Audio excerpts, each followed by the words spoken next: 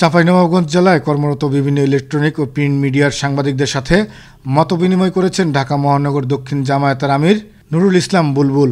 শনিবার দুপুরে জেলা শহরের একটি হোটেলে এই মতবিনিময় সভা অনুষ্ঠিত হয়। সভায় দেশ গঠনের বিভিন্ন কার্যক্রম নিয়ে সাংবাদিকদের সাথে মতবিনিময় করেন তিনি। সভায় আরও উপস্থিত ছিলেন জেলা জামায়াতের আমির আবু জার গিফারি, নায়েবে আমির অধ্যাপক লতিফুর রহমান, সেক্রেটারি আবু বকর, সদর উপজেলা পরিষদের সাবেক চেয়ারম্যান মুখলেছুর রহমান, সদর উপজেলা জামায়াতের আমির আব্দুল আলিম, পৌর জামায়াতের আমির গোলাম রব্বানী, জেলা ছাত্র শিবিরের সভাপতি উমর ফারুক সহ সেক্রেটারি আবুল হাসান সহ বিভিন্ন স্তরের নেতাকর্মীরা।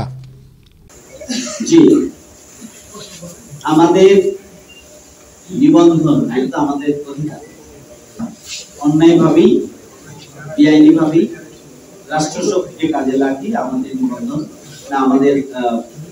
নিবন্ধন বাতিল করা হয়েছে, পার্টিকে ব্যান করেছে, নিষিদ্ধ করেছে, নির্বাহী আদেশে নিষিদ্ধ করেছে। স্বাভাবিকভাবেই আমরা তো আশাবাদী, অবশ্যই আশাবাদী যে স্বাভাবিকভাবে নিষেধাজ্ঞা প্রত্যাহার পাওয়া।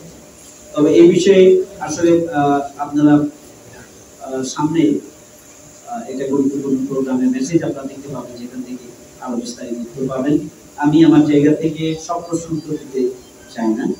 আমরা আশাবাদী যে আমাদের যেটা বৈধ অধিকার এবং হক আমার আপনার সবার, সেটা ফিরিয়ে পাওয়া, সেটা যেই হোক না কেন, নাগরিক হলেই সবার জন্য একই হক। সেটা আমাদের আমিরে যেমন বলেছেন যে আমরা সংখ্যালঘু এবং সংখ্যাগুরু, এইটা আমরা বিশ্বাসী না। আমরা বিশ্বাসী আমরা বাংলাদেশের জন্মগ্রহণ করেছি, আমরা বাংলাদেশের ভূখণ্ডে বসবাস করি, অতএব আমরা বাংলাদেশি, আমরা বাংলাদেশের নাগরিক। অতএব আমার অধিকার সাংবিধানিকভাবে আমার অধিকার আর আপনার অধিকার সব সমান। সুতরাং আমরা এগুলোতে বিশ্বাস করি না, আমি বিশ্বাস করি।